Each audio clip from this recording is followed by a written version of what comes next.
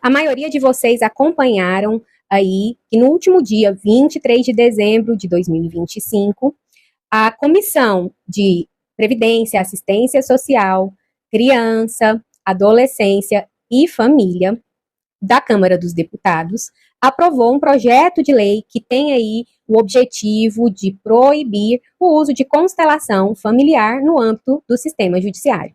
Ocorre que as constelações familiares e suas aplicações, elas vêm sido objeto de discussões, debates e polarizações desde meados de 2022. Já foi debatido o tema pelo Senado Federal, pelo CNJ e também pelo Conselho de Psicologia. Acompanhando esses debates ao longo dos anos, eu venho percebido que muitas pessoas têm tomado um partido a respeito do tema, sem saber com a devida clareza o que de fato está acontecendo. E o objetivo desse vídeo, além de me posicionar diante do assunto, é também traduzir para trazer clareza, para que assim aqueles que me assistem formarem uma opinião a respeito do tema, do debate, de forma mais consciente e segura do que de fato realmente está acontecendo, sem replicar achismos e interpretações equivocadas do tema.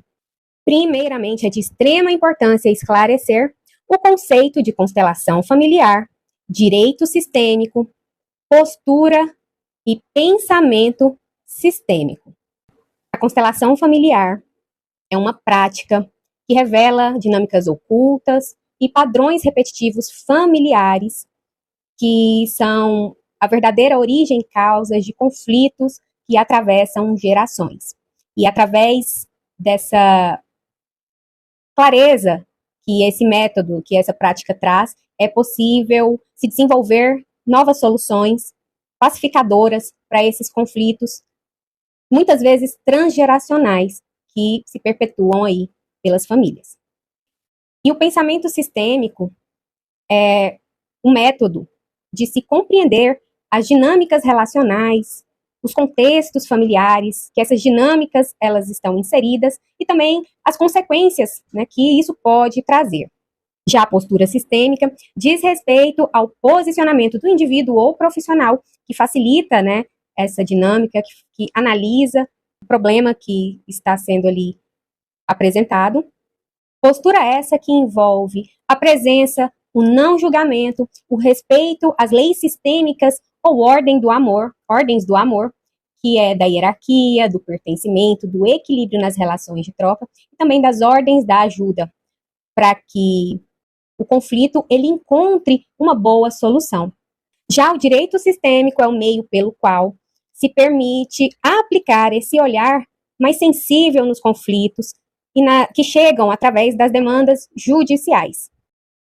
É uma ferramenta que permite que, através do pensamento e da postura sistêmica, a solução desse conflito e o alcance das autocomposições se cheguem de forma efetiva, uma vez que esse olhar ele atua sobre a raiz do problema. Importante salientar que o direito sistêmico, a postura sistêmica, o pensamento sistêmico e as constelações familiares aplicadas aí no judicial, ela não é uma terapia, não é um método de prova, não é uma sentença e, principalmente, ela não serve para decidir um processo judicial.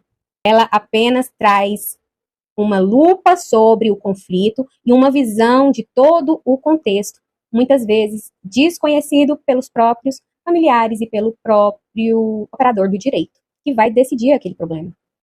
Importantíssimo ressaltar sobre a constelação familiar em si, que só irá funcionar no sentido de abrir esse olhar e essa compreensão através da vontade legítima e genuína da parte que tem esse problema e quer resolver.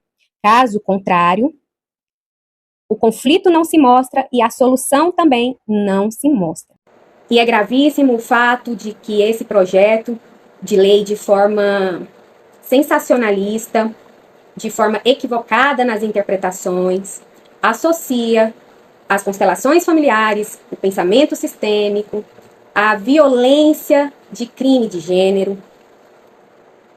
Logo nesse momento tão delicado, doloroso e sensível que nós estamos vivendo, que é o aumento nacional dos crimes envolvendo a violência de gênero, também o aumento no feminicídio e um fato que comoveu, um crime que comoveu o Brasil recentemente, que aconteceu em São Paulo.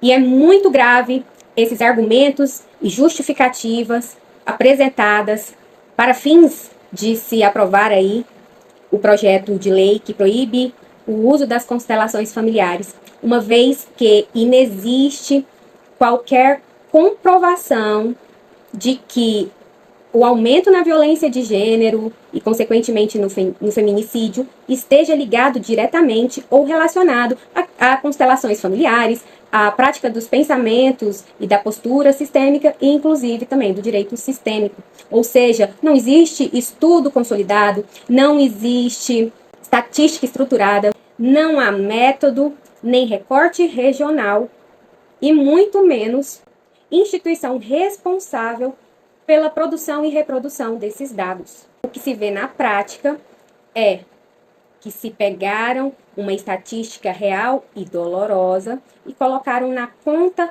de um tema polêmico para fins de se conseguir uma aprovação sem qualquer nexo causal entre uma coisa e outra, ou seja, apenas para satisfação de questões políticas.